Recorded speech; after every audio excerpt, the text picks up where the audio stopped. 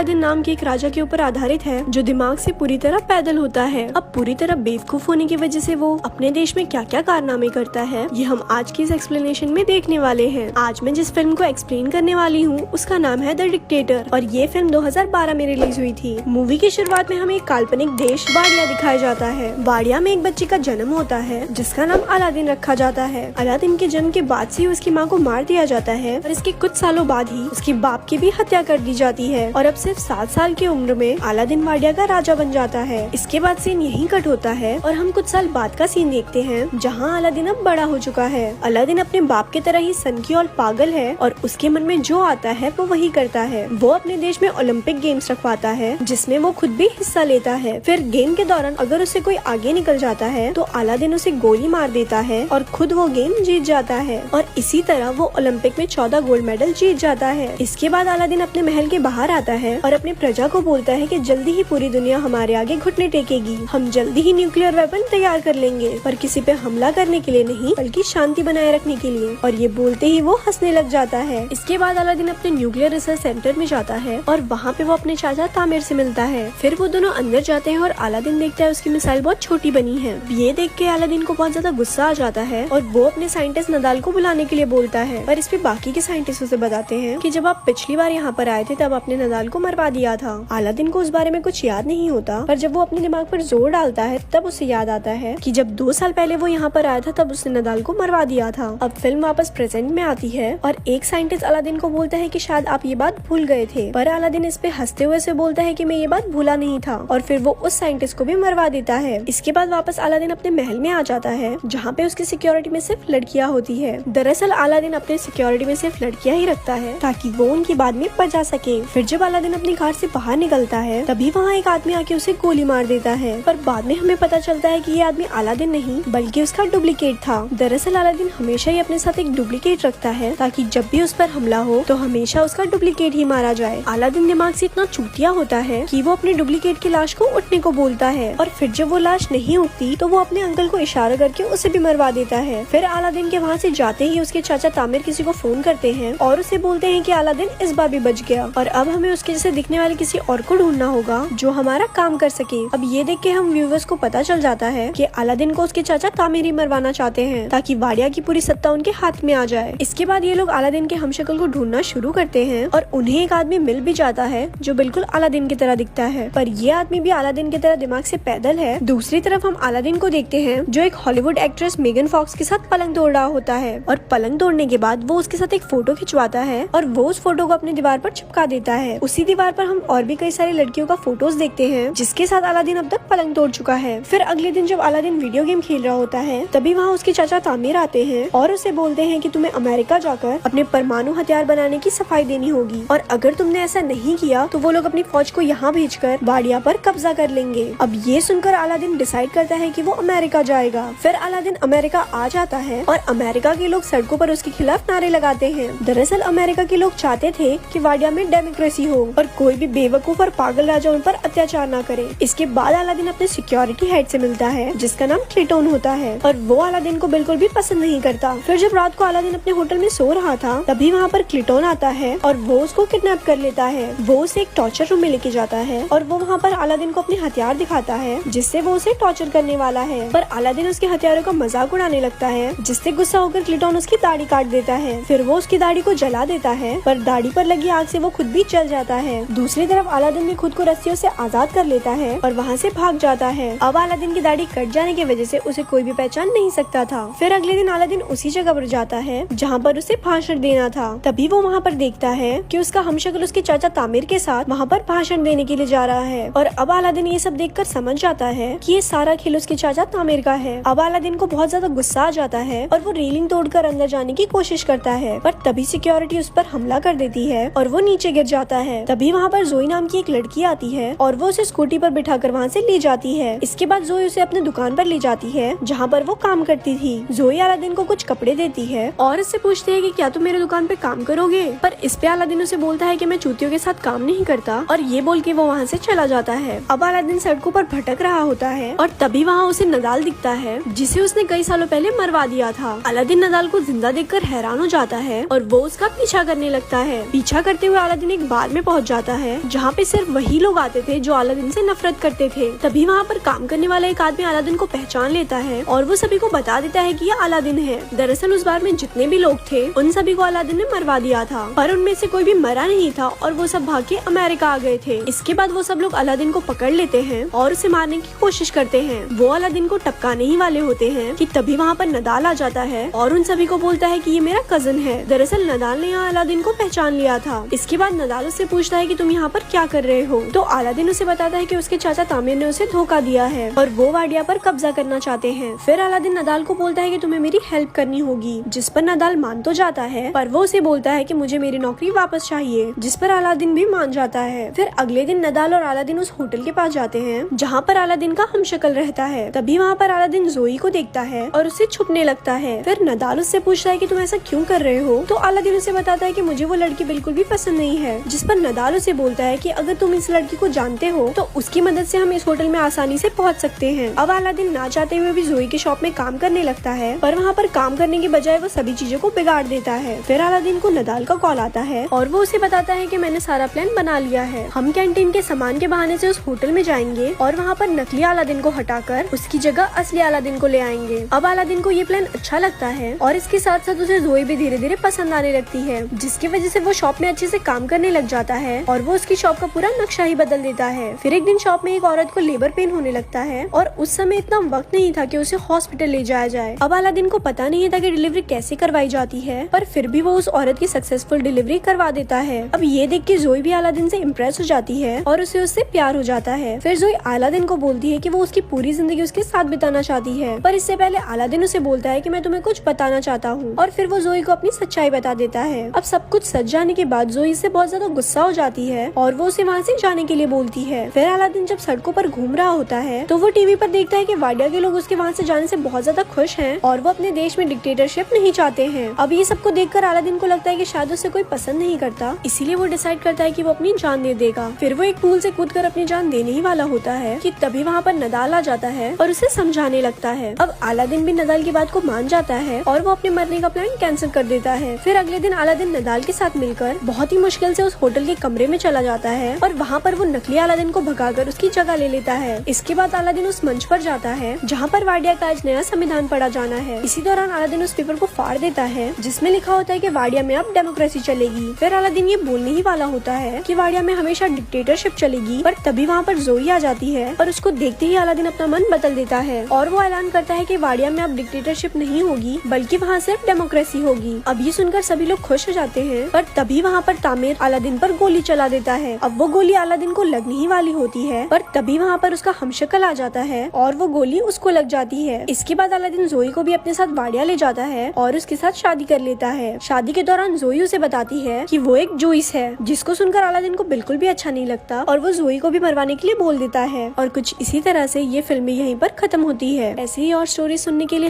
धन्यवाद।